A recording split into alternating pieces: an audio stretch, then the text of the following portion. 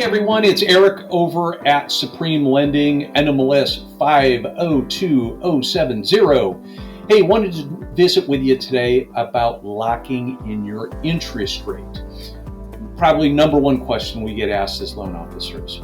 But your interest rate that you are quoted may be vastly different from somebody else because your unique financial situation is different from someone else's. And there's also different programs, different products, how long you're going to lock the interest rate in for before closing, and other things that affect it, like credit scores, your debt to income ratio, your down payment. If you're buying a home during the pre-qualification / pre-approval process, we're not locking in an interest rate. We're going to base qualifying on the average rate for the day for the product, which could change depending on how long it takes you to find a home.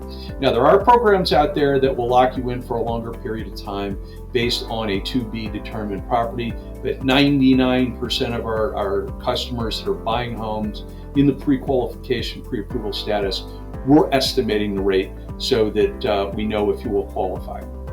Now, with that said, when you find a home, you sign a sales contract, we know your closing date, then we're going to go in and look at locking in your interest rate. And at that point, your loan officer should be advising you to lock in the rate. Some of my clients say, well, let's float it for a couple of weeks. Unless you're Milton Friedman or you know the chairman of the Federal Reserve personally, your guess is as good as mine. I have a degree in economics, I have an MBA, and I've been working in the business for 30 plus years. All I can tell you is interest rates are going to change. Could be today, could be this afternoon, could be tomorrow. We don't know. So with that said, usually you want to lock in your rate once you have that purchase contract. And there's some other things that go in. Your rate is locked through the date of your closing.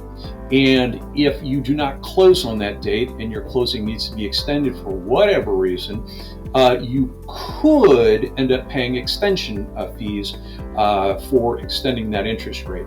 But there's more that goes into it. Example, if rates go up, well, you definitely want to extend it. But if rates go down, your loan officer may advise, hey, I have another option. We can go in and possibly keep your rate lock the same and not have an additional charge. So the other thing that you're going to find in your disclosure paperwork is your APR, your annual percentage rate, or your annual percentage yield. This is not your interest rate. Your interest rate on the loan is what your interest is calculated on, and that's what goes into your payment. Your APR, your APY, is the cost of your credit over the life of the loan if you hold it to maturity, and it includes your interest rate and some of your origination costs. If there's one thing that you want to shop, it should really be your interest rate. But the interest rate and your APR have different things and can mean different things to different customers. So it's a good question to ask. Okay, so at time of locking your rate, you're going to, if your loan officer is doing a good job, going to give you at least 3 options. One, which is known as the par rate or the no cost rate, which is going to be at 0, what we call in the business.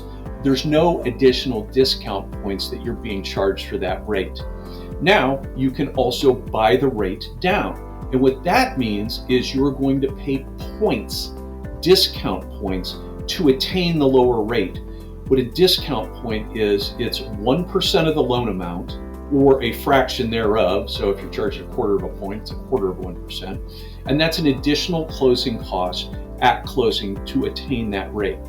So when you're looking and shopping interest rates from your lenders, make sure that you're looking at the same things. The other option is you may want to take a slightly higher rate, which would have a discount credit, which pays some of your closing costs. Again, this can mean different things to different people, depending on how long you're planning on having the loan versus the interest rate differential. So your loan officer can walk through all of that and explain it. Now, when you lock in your interest rate, your rate is locked through your closing date or a specific expiration date.